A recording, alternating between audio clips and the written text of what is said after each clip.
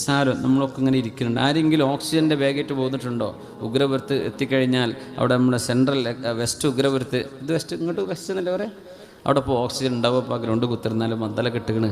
നമ്മൾ മൂക്കിലേക്ക് ഓക്സിജൻ കിട്ടാണ്ടിരുന്നാൽ ഒരു 55 second 60 second അത് കഴിഞ്ഞാൽ നമ്മൾ മരിച്ചു. നമ്മൾ മൂക്കേറ്റാ പോകുന്നത് വരെയെന്ന് ആരും ഓക്സിജൻ്റെ ബാക്ക് എടുത്തിട്ടില്ല. എന്തേ? അതവിടെ ഉണ്ടാവുമല്ലോ. എന്ത് ഗ്യാരണ്ടി? എന്ത് ഗ്യാരണ്ടി? وما من دابة في الأرض إلا على الله رزقها ويعلم مستقرها ومستودعها. എൻ്റെ റബ്ബ് ജീവനുള്ള എല്ലാറ്റിൻ്റെയും ജീവന്റെ നിലനിൽപ്പിന് ആവശ്യമായത് അള്ളാഹു ഏറ്റെടുത്തിട്ടുണ്ട്. അതന്നെ ആ ധൈര്യത്തിൽ ഇറങ്ങിപ്പോകുന്നതാണ്. ഇവിടുന്ന് കോഴിക്കോട്ടേക്ക് യാത്ര ചെയ്യുന്നു, അല്ലെങ്കിൽ എറണാകുളത്തേക്ക് പോകുന്നു, അല്ലെങ്കിൽ വല്ല മരുഭൂമിയിലേക്കും പോകുന്നു. നമ്മൾ ആരെങ്കിലും ഓക്സിജൻ ബാഗ് എടുത്ത് പോകുന്നുണ്ടോ? ഇല്ല. എന്തേ? ഒരു ധൈര്യത്തിൽ മൂക്ക് മാത്രമേ കൊണ്ടടക്കണുള്ളൂ. അവിടെ ഓക്സിജൻ ഉണ്ടാകും. നോക്കണം, ഇത് നിസ്സാരമാണ് നമ്മൾ ആലോചിച്ചാൽ.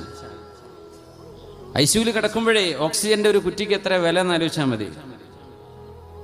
നമ്മൾ ഓരോ ദിവസവും എടുക്കുന്ന ഇതൊക്കെ അനുഭവിച്ചിട്ടാണ് ഈ നിരീശ്വരവാദികൾ പറയും, ഇതൊക്കെ ഇപ്പം അങ്ങനെ ഉണ്ടാവണതല്ലേ, പടവ് മുളക്കണതല്ലേ, ഇതിനൊന്നും ആവശ്യമില്ലല്ലോ.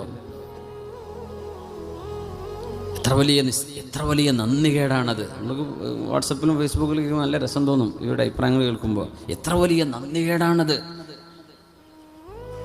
അന്നം തന്ന് വളർത്തിയ സ്വന്തം ഉമ്മയോട് ഉപ്പയോട് നിങ്ങളൊന്നും ഇല്ലെങ്കിൽ ഞാൻ ഇവിടെ ജീവിക്കുമായിരുന്നു എന്നൊരു 2 ആഴ്ച പ്രായമുള്ളൊരു കുഞ്ഞ് പറയുകയാണെങ്കിൽ എന്താ അതിൻ്റെ അവസ്ഥ? അതന്നെ ഇപ്പോൾ ഈ നിരീശ്വരവാദികൾ പറയുന്നതിൻ്റെ പൊരുൾ. അങ്ങോട്ട് നിഷേധിക്കുക, എന്ന് പിന്നെ ഒന്നും അറിയണ്ടല്ലോ. കോളേജ് കുട്ടികൾക്ക് ഇത് കിട്ടിയാൽ മതി.